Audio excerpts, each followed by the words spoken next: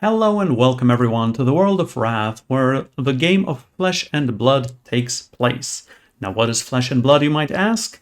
It is a rather new TCG, a tradable card game available on the market, and by rather new, I mean it has been around for a couple of years already. I mean, we are currently at our 5th expansion, you might call that. What is the game about? Well, that's the main thing. You play as a hero. You could be a warrior, you could be a ninja, or you could be, I don't know, maybe even some crazy dude that's name is Chain. That has been kind of banned recently. But anyway, you are playing as a hero, you have a starting life total, you have a hand size, and you are attacking your opponent in a duel, and you want their life to go from 20 or 40, depending on the game mode, down to 0. Sounds familiar? That's probably because it is familiar to some of you who might have played other TCGs or strategy card games such as Magic the Gathering, for example. But let me start at the beginning of how I got involved with Flesh and Blood. I was talking to an old friend of mine and he said, I'm looking at this game called Flesh and Blood. Looks interesting. And then I said, okay, let me look into it. So I did what I usually do when I come across a new board game in this case, and that is read through the whole rule book. In this case, it was the whole comprehensive rule guide that is about 50 or 60 pages. Yes, I did that before even looking at the cards, I think. No, maybe I've looked at a couple of pictures. Anyway, so I've read through the rules. I still needed to watch a video or two of what the game was about, but then I said, okay, I'm interested. So a friend talked to a friend, and they came up together with a deck to give me.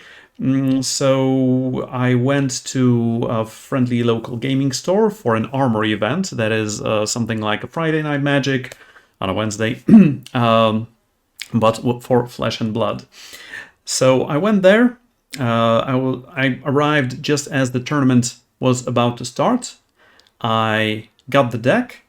I started sleeving the deck. Once I sleeved the deck, the time for round 1 has started. I haven't even looked through my cards. I haven't even read through my cards. So round 1, I was literally looking at the cards for the first time and playing the game for the first time. And somehow, I was still able to win. But there is a curse connected to that, because now in almost every tournament I sit, I always play against that person. Pozdro siła. Anyway, so what the game is about. Here, as I already said, you start as a hero. You start with some hero power, and you can be a warrior, one of several. You can be a ninja, one of several. You can be a guardian, one of several. You can be a brute, one of several. You can be a rune blade, whatever that is, one of several. You can be a ranger. Now, you know what that is. One of several. You can be a wizard. You can be a mechanologist. You can be an illusionist. You can be almost anything you want. I mean, these are most of the heroes that are available in the game right now. You also get to choose your starting equipment. You already start the game with a couple of cards in play. And those are usually your weapon, like a shiny pistol for the mechanologist, or a bow for the ranger, or a different kind of bow for the ranger, depending on what strategy you're going for. But aside from that, you have 4 equipment slots for your head, chest, legs, and arms. And depending on the class you're playing, depending on the hero you're playing, depending on the strategy you're playing, depending on the deck you are playing, you can go, for example, for some Achilles accelerators if you're playing as a mechanologist, or you can go for some purge grapplers if you're playing as a ranger, or you can go for a helm of Eisenspeak if you're playing as a guardian. But if you're playing an earth guardian, you can go for a crown of seeds, and well, you can probably see that this game has a lot going for it. Yeah, what interested me the most in this game was the cards in your deck are multi-purpose, and you can use each and every one, well, almost each and every one, in one of several ways.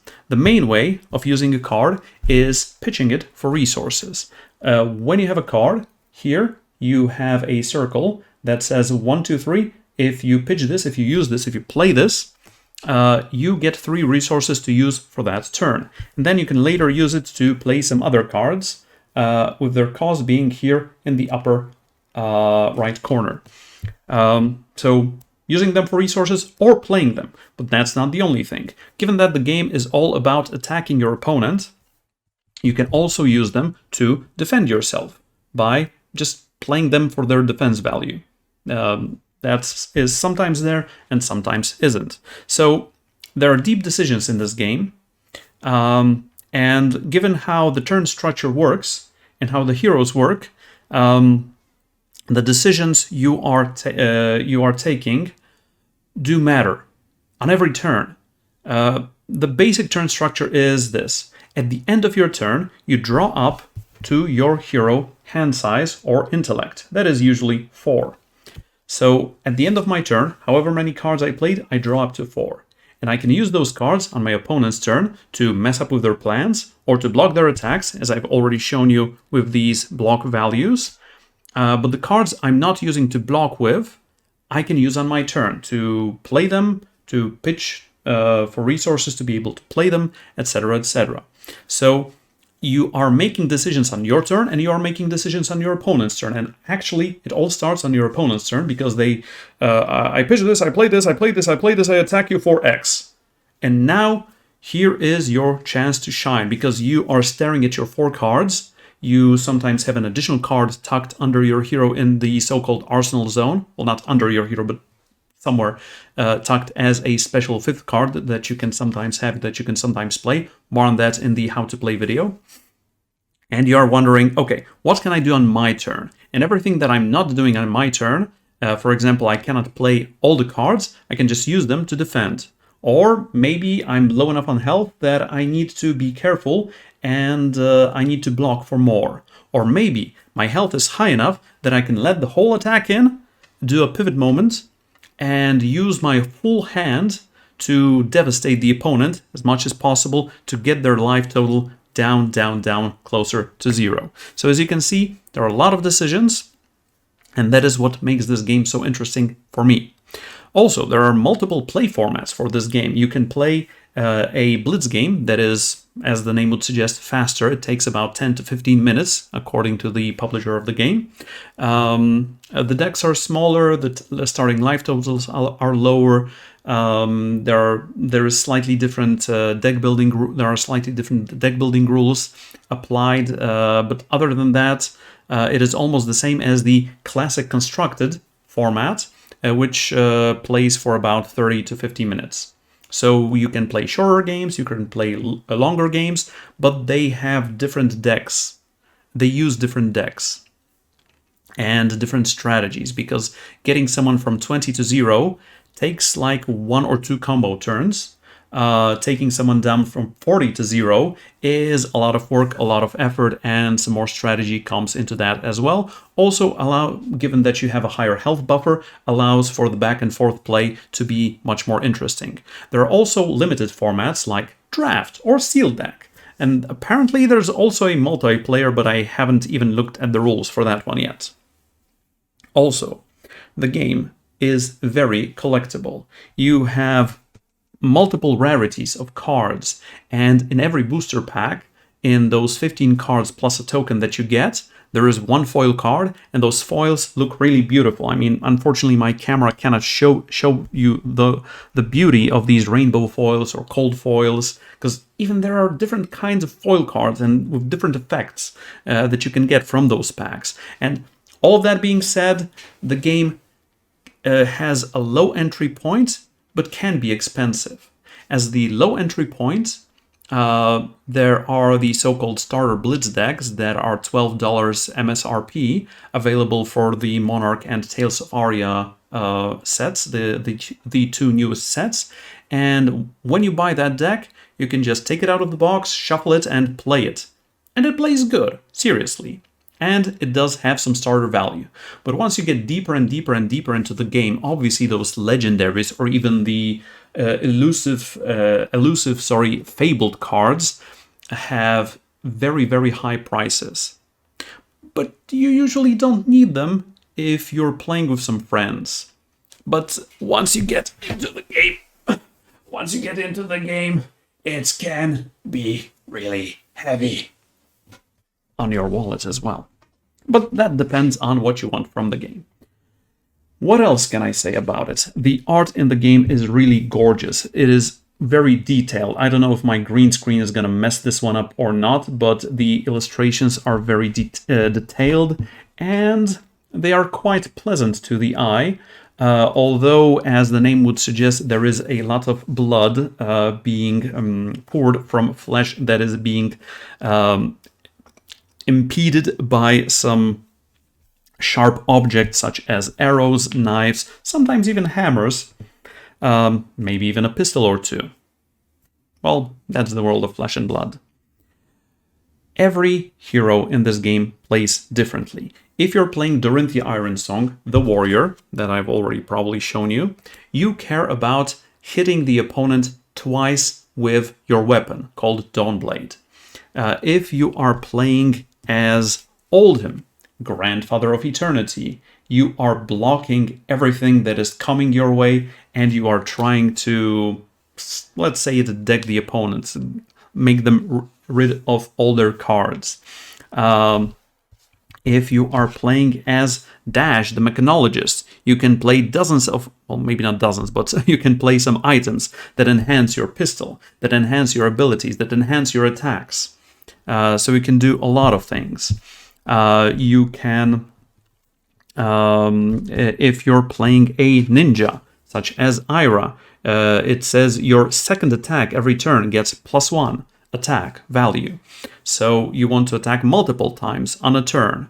For Lexi Livewire, the Ranger, she is an elemental ranger hero that can use ice and lightning attacks. You can build her in several ways. You can go for lightning and just shoot several lightning arrows in a turn, or you can go for the ice strategy, and you can load up your bow, you can increase the tension, you can overflex your bow, and you have one huge attack coming in for your opponent for more than 10 damage every turn. And that is amazing. Also, what's one of the factors that drove me towards this game is the huge competitive play program that Legend Story Studios, the developers of the game, have announced for 2022. You will have national championships, callings, Pro Tour, World Championships, and aside from that, you also have the local gameplay, like armories in your friendly local gaming stores. You can also sometimes play online via camera. I mean, the game, as the name would suggest, Flesh and Blood, should be played in flesh and blood, but some people are just pointing their cameras at their table and playing against opponents who are doing the same, so they are able to play via the internet. But there is no internet client. This is not an this is not a digital game by those means. Also, I gotta say, here where I live, there is a great local community that can just whip up an 8-pod draft on a week's notice, or borrow some cards for your decks, or just hang out and talk about the game and play the game. And that's what it's all about, right? Okay. Those are some thoughts I had about this game that just still keep me interested in it. But I know, I haven't explained all the rules of the game. There's going to be a separate video about that, how to play the game. I'm also planning to release a couple more videos, such as the draft guide, the general draft guide for the Tales of Aria expansion, but that is TBD in the near future. But for now, check the game out. Go to fabtcg.com, check out the artwork for the game, check out the how to play video there, or just wait for my how to play video. And yeah, tell me in the comments below if you're already playing the game, if you're thinking about playing the game, if you want to know more about the game, just let me know. And until then, Calebovitsch out.